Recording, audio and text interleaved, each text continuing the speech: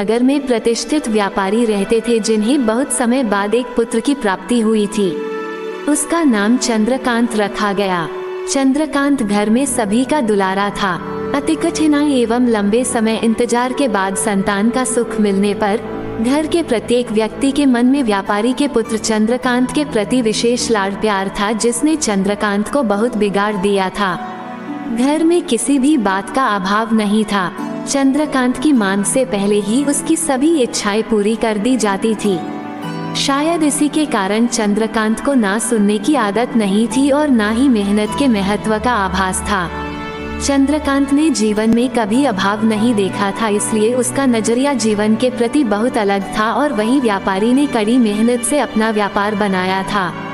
ढलती उम्र के साथ व्यापारी को अपने कारोबार के प्रति चिंता होने लगी थी। व्यापारी को चंद्रकांत के व्यवहार से प्रत्यक्ष था कि उसके पुत्र को मेहनत के फल का महत्व नहीं पता।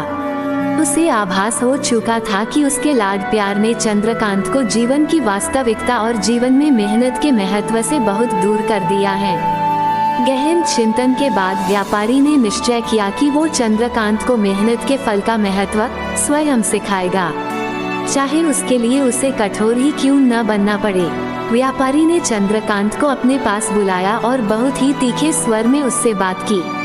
उसने कहा कि तुम्हारा मेरे परिवार में कोई अस्तित्व नहीं है, तुमने मेरे कारोबार में कोई योगदान नहीं दिया और इसलिए मैं चाहता हूँ कि तुम अपनी मेहनत से धन कमाओ, तभी तुम्हें तुम्हारे धन के मुताबिक 2 वक्त का खाना दिया जाएगा।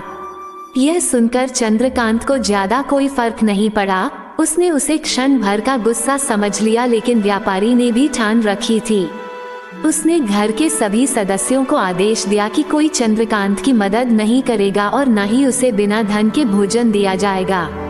चंद्रकांत से सभी बहुत प्यार करते थे, जिसका उसने बहुत फायदा उठाया। वो रोज किसी न किसी के पास जाकर धन मांग लाता और अपने पिता को दे देता और व्यापारी उसे उन पैसों को कुएं में फेंकने का बोलता, जिसे चंद्रकांत बिना किसी अड़चन के फेंक आता और उसे रोज भोजन मिल जाता।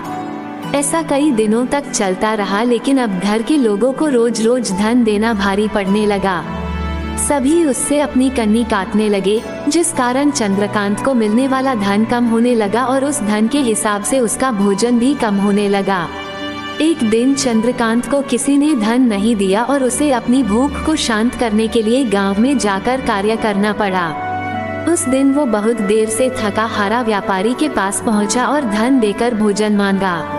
रोज के अनुसार व्यापारी ने उसे वो धन कुएं में फेंकने का आदेश दिया, जिसे इस बार चंद्रकांत सहजता से स्वीकार नहीं कर पाया और उसने पलटकर जवाब दिया, पिताजी, मैं इतनी मेहनत करके पसीना बहाकर इस धन को लाया और आपने मुझे एक क्षण में इसे कुएं में फेंकने कह दिया।